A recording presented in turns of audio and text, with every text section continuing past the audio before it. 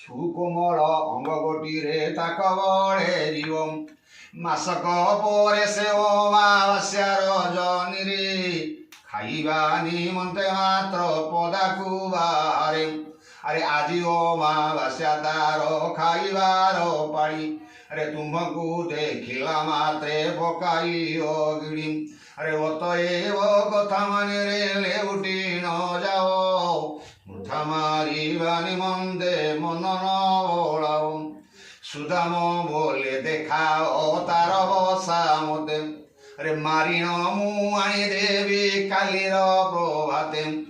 ଏତେ ବୋଲି ନରେଶ ହୋ ଦେଖାଇଲି ପଥ ଧନୁ ଧରି ଚଢ଼ିଗଲା ହୋ ହଲିଆର ସୁତ।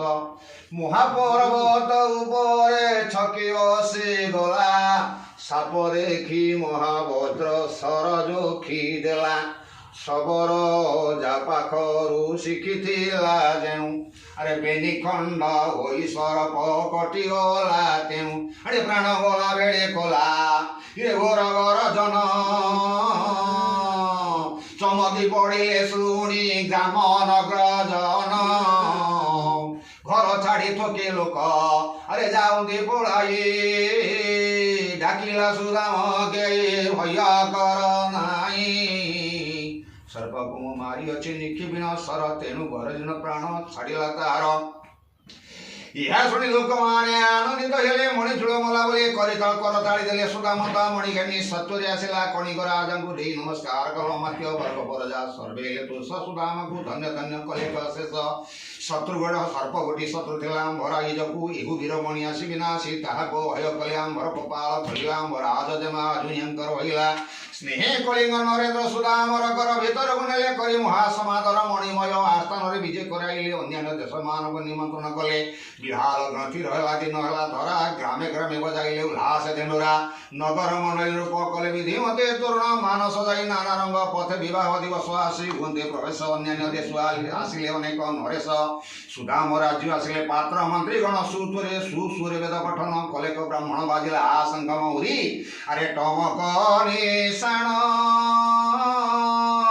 ଭେରି ଦୂରି ଦୁନ୍ଧୁ ବିରାଇ କମ୍ପାଇନ। ଠାବେ ଠାବେ ନୃତ୍ୟ ରଙ୍ଗ ପାଲା ସଂକୀର୍ତ୍ତନ ଠାବେ ଠାବେ ଲାଗିଅଛି ବିବିଧ ଭଜନ।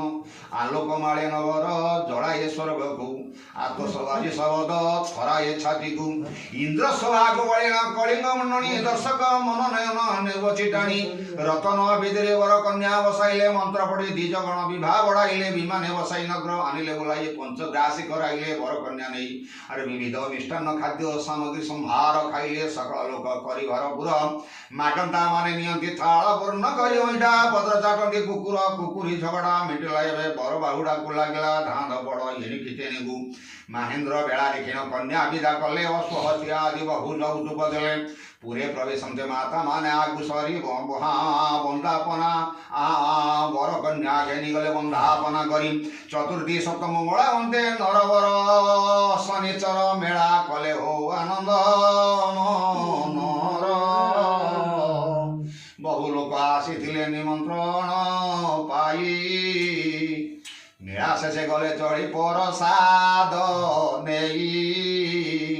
ଏମନ୍ତ ସମୟ ଏକ ଧନୀ ସୌଦାଗର ବୋଇତ ଘେନି ସାଗରେ ଯାଉ ଯାଉ ତାର। ବୋଇତ ଖଣ୍ଡିକ ବୁଡ଼ିଗଲା ତ ଫାନରେ। ମାଝିମାନେ ପଳାଇଲେ ପ୍ରାଣ ବିକଳରେ। ସୌଦାଗର ତାଙ୍କ ସଙ୍ଗେ ପଳାଇ ଆସିଲା। ରାଜାଙ୍କର ଶନିଶ୍ଚର ମେଳାକୁ ଦେଖିଲା। ପଚାରିଲା ଏ ମେଳାର ନିୟମ କିପରି। ନଗର ଲୋକ ବୁଝାଇଣ କହିଲେ ଯେପରି। 5 ଶନିବାରେ 5 ମେଳା କରାଇବ। ଶେଷ ମେଳା ଦିନ ବିପ୍ର ଡକାଇ ପୂଜିବ। ଆରେ ହୋମ କରି ନବଗ୍ରହ କେତୁଙ୍କ ନାମରେ। ଘୃତ ଆହୁତି ପ୍ରଦାନ କରିବ ଅଗ୍ନିରେ।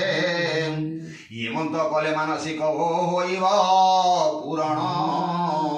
ଶୁଣି ଛଟପଟ ହେଲା ଓ ସୌଦାଗର ମନ। ଶନିଶ୍ଚରଙ୍କୁ ଭକ୍ତିରେ ପ୍ରଣାମ ସେ କଲା।